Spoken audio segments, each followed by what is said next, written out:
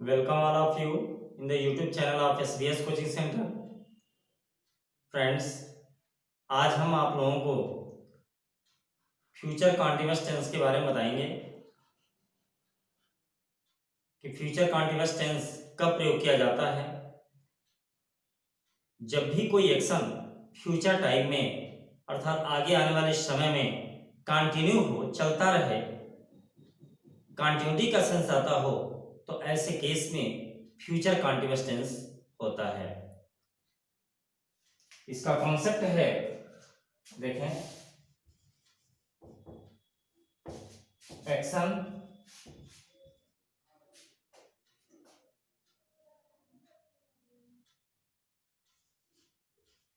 Action goes on in future time.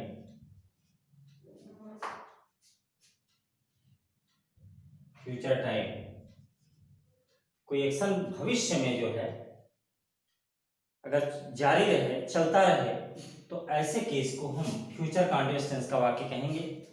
जैसे कहा जाए,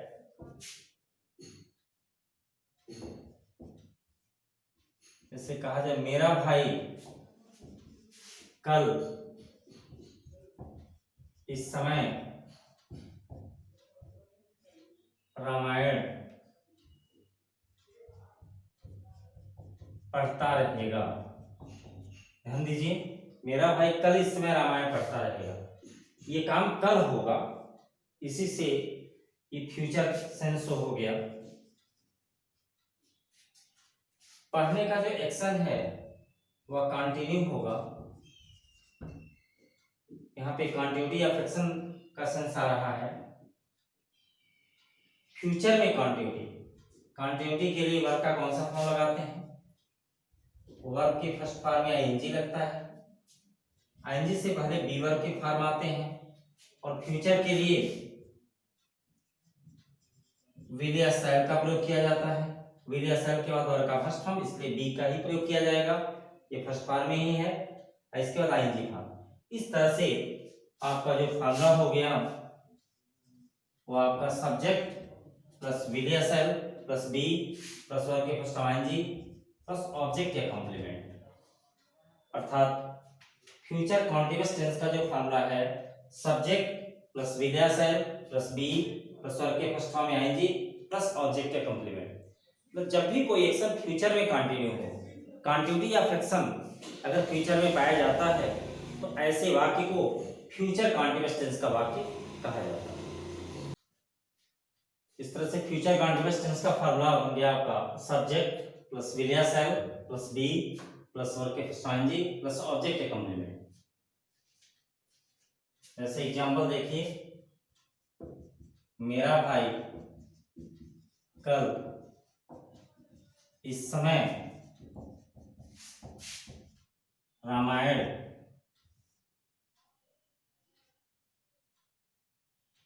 पढ़ता रहेगा।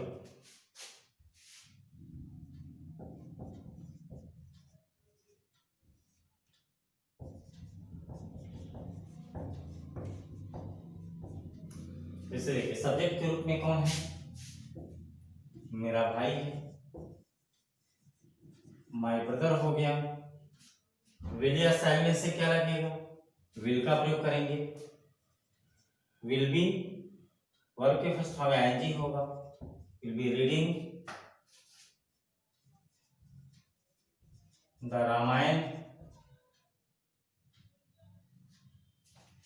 इस समय, दिस टाइम, टुमारो। फ्रेंड्स, यदि ऐसे वाक्य को निगेटिव बनाना हो तो वर्ब का जो फर्स्ट पार्ट होता है उसके बाद नॉट लगाना होगा। देखिए, वर्ब कितने पार्ट के बने हैं इसको ध्यान दें। विल है, बी है, रीडिंग, इसमें 3 पार्ट है।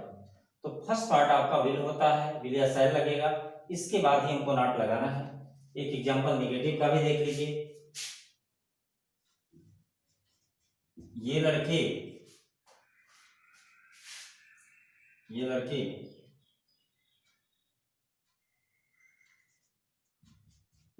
अगले महीने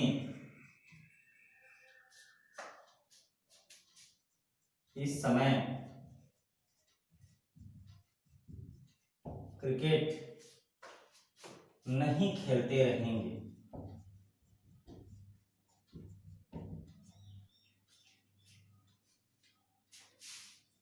सब्जेक्ट के रूप में आपका दीज बॉयज हो गया। दीज बॉयज, देखिए फर्स्ट पार्ट आपका विल है, विल के बाद नॉट लगा दीजिए। Will not be playing cricket this time next month.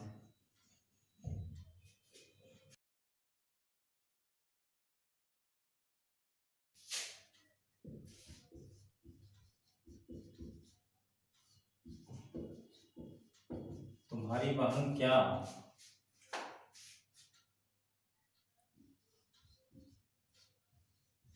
कल इस समय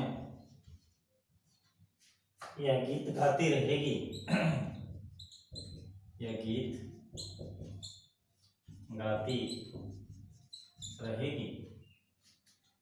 जैसा कि इंट्रोगेटिव में देखिए फॉर्मूला, इंट्रोगेटिव वर्ड है, फिर या सर लगाएंगे, सब्जेक्ट लगाएंगे, बी लगाएंगे, वर्ब के फर्स्ट प्लस ऑब्जेक्ट कॉम्प्लीमेंट। लेकिन इंट्रोगेटिव सेंटेंस टू टाइप्स के होते हैं। एक ऐसा प्रश्न जिसका आंसर आप एस में दे सकते हैं, वहां पे इंट्रोगेटिव वर्ड लगाने की आवश्यकता नहीं होती, क्योंकि जब व्हाट लगता है तो आंसर में कुछ कुछ मिलना चाहिए। और इसमें अगर आंसर में केवल एस या नो मिलता है तो ऐसे केस में व्हाट लगाने की आवश्यकता नहीं होगी। तो यहाँ देखें, तुम्हारी बहन क्या कल इस समय यह गीत गा रहेगी, गाती रहेगी। तो इसमें आंसर जो आएगा फ्रेंड्स वह एस या नो में आएगा। अगर एस या नो में आएगा तो क्या की जो इंग्लिश व्हाट होती है उसका प्रयोग नहीं किया जाता है। केवल आप मतलब इंट्रोगेटिव वर्ड का यूज नहीं करेंगे, सब्जेक्ट से पहले विल या शैल को लगा देंगे, आपका इंट्रोगेटिव बन जाएगा। सब्जेक्ट इसमें क्या है, तुम्हारी बहन, ये थर्ड पर्सन में है बहन, अर्थात इससे पहले विल का प्रयोग किया जाता है। केवल आई और वी के साथ शैल का प्रयोग, से सभी के साथ विल का प्रयोग करते हैं। अर्थात यहाँ पे विल योर सिस्टर।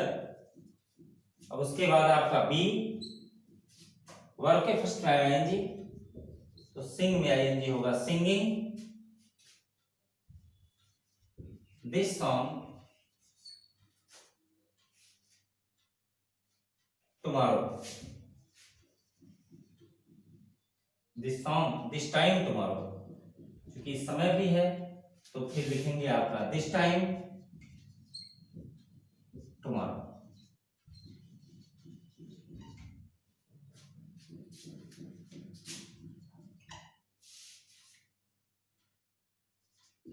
ये लड़के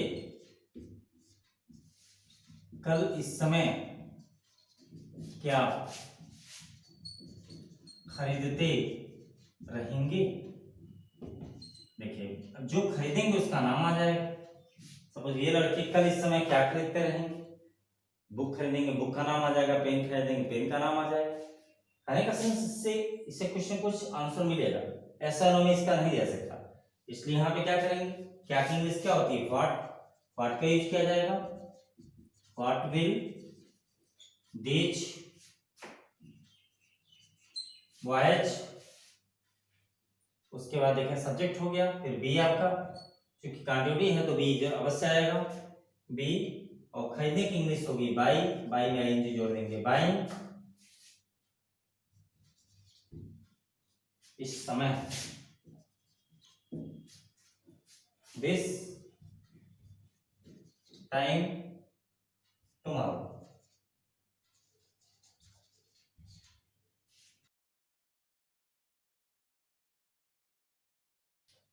फ्रेंड्स, यदि इंट्रोगेटिव नेगेटिव हो तो सब्जेक्ट के जस्ट बाद नॉट का प्रयोग करेंगे। जैसे कहा जाए यह लड़का इस समय कल क्यों रोता रहेगा।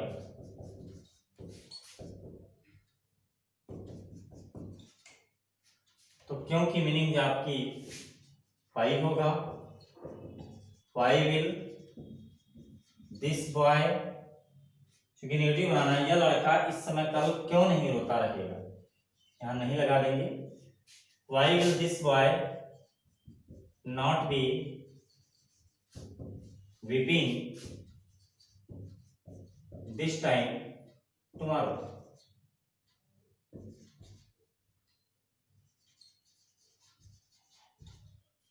तो इस तरह से फ्रेंड्स फ्यूचर कॉन्टिन्यूअस टेंस का कॉन्सेप्ट यही है कि अगर फ्यूचर टाइम में कोई एक्शन अगर कंटिन्यू है, कोई एक्शन अगर जारी रहे, तो ऐसे वाक्य को फ्यूचर कॉन्टिन्यूअस टेंस का वाक्य कहा जाता है। जैसे इंग्लिश में सेंटेंस कैसे आ सकता है, ये कैसे करेक्शन में आ सकता है, इसको जाने। जैसे कहा जाए he will read this book this time tomorrow। Friends यहां देखें, he will read this book this time tomorrow। जब this time आ गया तो this time ये शो कर दिया कि ये कल इस समय ये कार्य की कंटिन्यूटी का सेंस आ रहा है, इसलिए यहां पर केवल रीड नहीं होगा, ये आईएनजी फॉर्म में जाएगा। और आईएनजी फॉर्म में अगर लगता है तो आईएनजी फॉर्म से पहले बी के फॉर्म आते हैं, और विल और शैल के बाद वर्ब का फर्स्ट फॉर्म लिया जाता है, इसलिए बी अपने पहले फॉर्म में ही होगा। तो आपका जो सेंटेंस होगा he will be reading this book this time tomorrow। इस तरह से इंग्लिश में या जो क्वेश्चन आपसे कॉम्पिटिटिव एग्जाम में पूछे जाएंगे वह इसी प्रकार इसके एरर्स होंगे कि फ्यूचर कंटिन्यूटी का सेंस आएगा तो वहां पे हम फ्यूचर कंटिन्यूअस टेंस का ही प्रयोग करेंगे, अर्थात वर्ब के फर्स्ट में आईएनजी, उससे पहले बी और उससे पहले विल या शैल। जैसे एक एग्जांपल और देखें, आई शैल